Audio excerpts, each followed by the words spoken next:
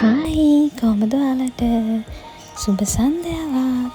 මම හිතනවා ඔයාලා හැමෝම හොඳින් ඇති කියලා. ඉතින් අද මගේ බ්ලොග් එක රෑට හදන්න යන ස්පෙෂල් කෑම එක. ඉතින් මේ ඉන්නේ මගේ පුත් පැටව් දෙන්න. තව දෙන්නෙක් ඉන්නවා. මේ දඟයෝ දෙන්න නම් හරිම දඟයි ළමයි. උදේ ඉඳන් දවල් රෑ වෙනකන් සෙල්ලම් කරනවා පෙරලි පෙරලි. ඉතින් බලන්නකෝ. ඕනම තමයි යාලා දෙන්න. දැන් අපි යමු කුසිය පැත්තේ මොනවද වෙන්නේ කියලා බලන්න. ඉතින් පැස්ටා එක නම් තැම්බෙනවා. ඒ අතරතුරේ අපේ අම්මා නම් ගෝවා ටික කපනවා. මෙයාගේ වැඩි කෑම හදන තැන එයත් එතන. හරි ගෝවා ටික නම් කපාගෙන යනවා. කැරට් ටික නම් ඕල්රෙඩි කපලා ඉවරයි. ඉතින් අපිට මේ පැස්ටා එකට ඕනි වෙන්නේ කැරට්, ගෝවා, ලීක්ස්. එච්චර දෙයක් නැහැ. පැස්ටා එක නම් තැම්බෙන ගමන් ලීක්ස් ටිකත් අපේ අම්මා කපාගෙන යනවා. දැන් ඔයාලා බලන්න එපා මං උදව් කරන්න ඇත්ද කියලා. හරි. ලීලුණු ගෙඩියකුත් අපි සුද්ධ කරගත්තා. මේ තියන්නේ අපේ තම්බපු පැස්ටා එක. හරි. අපි අර සුද්ධ කරගත්ත බීලුණු ගෙඩියත් කොටුවට කපා ගන්නවා. අපිට මේකට ඕනි කරනවා බීලුණු ගෙඩියක්, සුදු ලුණු, ඉඟුරු.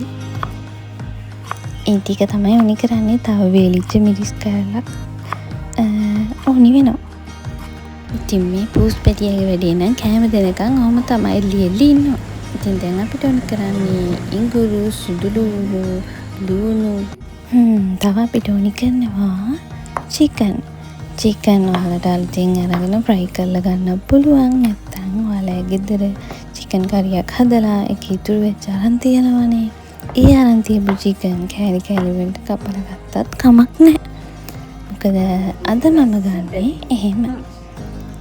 ඒ අතරතුරේ ලුණු, සුදු ලුණු, ඉඟුරු ටික ෆ්‍රයි වෙන්න ඇරලා අපි දානවා ඉස්සෙල්ලාම කැරට් ටික ෆ්‍රයි වෙන ගමන් අපි ඉඟුරු ටිකත් ඇඩ් කරගන්නවා. ඊට පස්සේ අපි සීනි, කැලි මිරිස් ටිකත් ඇඩ් කරගන්නවා. මේ විදිහට අපි ටික ෆ්‍රයි වෙන්න හරිනවා. ඊට පස්සේ අපි ගෝවා ටිකත් ඇඩ් කරගන්නවා. මේ ඔක්කොම ටික අපි මැදගෙන ෆ්‍රයි කරගන්නවා.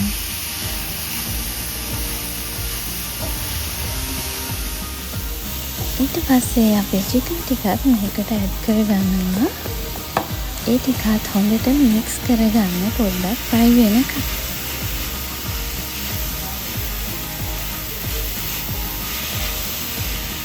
ඉතින් මේක හරිම ඊසි පැස්ටා එකක්. මගේ වැඩේ ඉතින් පැස්ටා ටිකෙන් එක කනවා ළමයි ගණන් ගන්න එපා. ඔයාලත් එහෙමද? ඉතින් හරි අපි අන්තිමට තමයි ලීක්ස් ටික ඇඩ් කරගන්නේ. මොකද මුලින් ලීක්ස් ටික ඇඩ් කරගත්තොත් ඒ ටික මොන වෙයිද දන්නේ. හරි ඔයාලා දන්නවා ඉතින්. ඉතින් ලීක්ස් ටික අන්තිමට එකතු කරන්නේ අන්න ඒකයි. මේ ටිකත් අපි හොඳට මික්ස් කරගෙන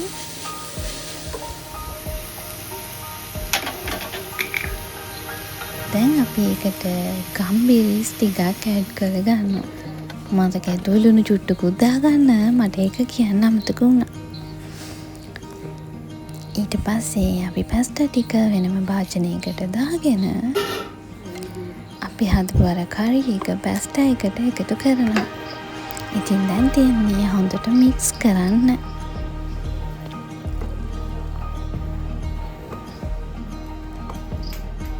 මේකට ඔයාලට කැමති නම් සොසේජස් නැත්නම් ඔය කරි එක හදද්දී ෆ්‍රෙෂ් මිල්ක් චුට්ටක් දාලා පොඩි ක්‍රීමි ගතියකට හදලා කන්නත් පුළුවන්.